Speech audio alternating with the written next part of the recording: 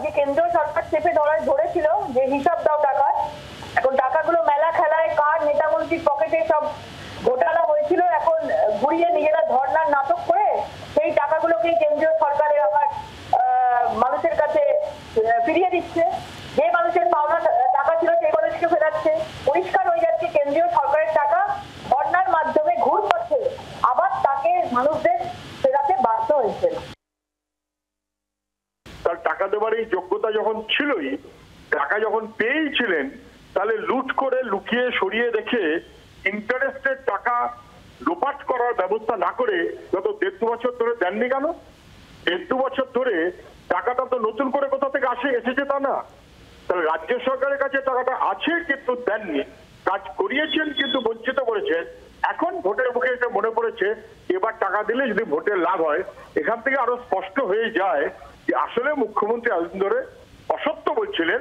আর আমরাও বারবার বলছিলাম যে যদি কেন্দ্রের কাছে টাকা আপনার প্রাপ্য থেকে থাকে তাহলে কোর্টে যান। উনি কখনো কোনোদিন কোর্টে যাননি, কারণ টাকা আছে, দেননি। এখন ভোটের মুখে মনে পড়েছে।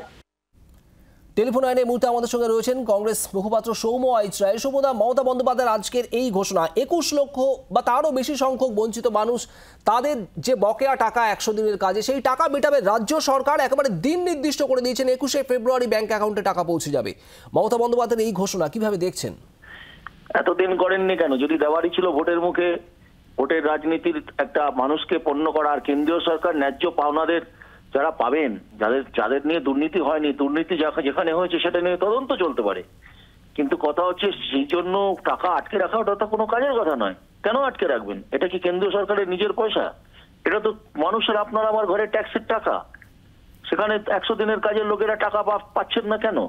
কিন্তু পশ্চিমবঙ্গ সরকার যেটা করছেন, এখন দেখা যাক কোন খাতের টাকা কোথায় দিচ্ছেন, কাকে দিচ্ছেন। কারণ এরকম আগেও শোনা যেত যে রাজ্য সরকার অনেক কিছু বলে তারপরে সেই প্রতিশ্রুতি পূর্ণ করেনি। এখন ভোটের মুখে মনে পড়েছে, ভোট এসে গেছে, তাই 100 দিনের কাজের টাকা 21 তারিখের মধ্যে দেবেন।